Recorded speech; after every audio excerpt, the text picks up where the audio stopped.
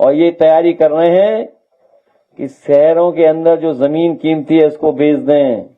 अगली बार ये सरकार आई तो देखना आप, ये सब कीमती जमीन जो शहरों के अंदर है पूरी की पूरी भारतीय जनता पार्टी बेच देगी, क्योंकि इनका लक्ष्य है कि प्राइवेट हाथों में चला जाए सब कुछ। आज बताओ, प्राइवेट हाथों में चलेगी शिक्षा की नहीं चलेगी? और प्राइवेट हाथ में इतने बड़े पैमाने पे चली गई है कि आज कोई फीस नहीं दे पा रहा है। और फीस का जो इन्होंने कहा था कि हम संतुलन बनाएंगे, बताओ प्राइवेट स्कूलों की फीस कितनी है? या जो प्राइवेट स्कूल में पढ़ाना चाहते हो कितनी फीस देना पड़ रहा है? केवल प्राइमरी, हायर सेकेंडरी, इंटरमीडिएट नहीं, बल्कि अगर इंजीनियरिंग और मेडिकल कराना चाहोगे तो सोचिए कैसी है पढ़ाई, कितनी महंगी है। मेडिकल की पढ़ाई कितनी महंगी हो गई सोचिए आप।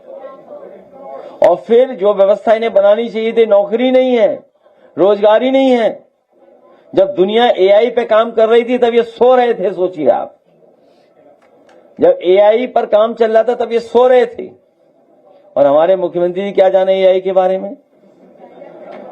जब अयोध्या गए, रिकॉर्ड बनाया, वर्ल्ड रिकॉर्ड, वो चंदा ही नहीं पकड़ पाए कि कौन ले गया चंदा।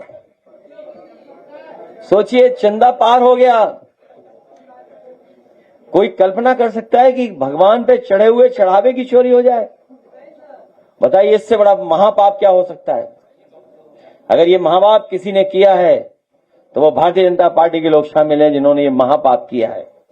इस देश की भोली भाली जनता और इस देश के श्रद्धालु लोग या इस देश के तमाम हमारे गरीब कभी भूल नहीं सकते हैं कि उन्होंने जो चढ़ाया था उसको चोरी कर लिया भारतीय जनता पार्टी के लोगों ने। इसलिए आपको, हमको सावधान रहना पड़ेगा।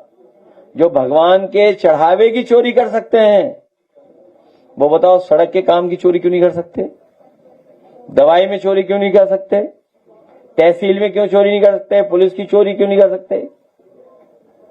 इसलिए अब समय कम बचा है हम लोगों के लिए। हम लोगों की अपनी तैयारी पूरी रखनी है। बहुत कम दिन बचे हैं। अब चुनाव शुरू हो गया एकदम, बट टिकट तय करनी है। चुनाव कुछ नहीं बचा, लेकिन अपने साथियों, हमें हर स्टेटमेंट से बचना है। कोई भी ऐसा स्टेटमेंट नहीं आए जिससे बीजेपी कुछ लाभ उठा ले।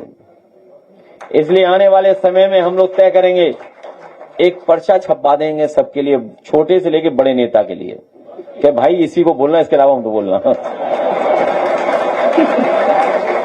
कि भाई किसान की खाद, किसान की डीएपी, नैनो से कोई लाभ नहीं, एम्बुलेंस चल नहीं रही, डायल 100 बेकार कर दी, एक्सप्रेस वे बेकार कर दिए, आरक्षण लूट लिया। हमने तो किताबें छपवाई थी, सोचिए आप। बताओ, नौकरी की किताबें छपी कि नहीं छपी हम लोगों ने? और हर विभाग में कैसी लूट हुई वो भी छापा, क्योंकि ये पत्रकार साथी भी आपके नहीं है। कभी कभी याद रखना, जब बुरा वक्त आएगा एक भी पत्रकार साथी आपके साथ खड़ा दिखाई नहीं देगा, याद रखना।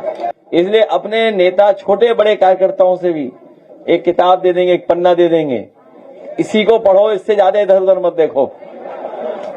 जब कभी बुरा वक्त आएगा एक भी आपके साथ खड़ा दिखाई नहीं देगा।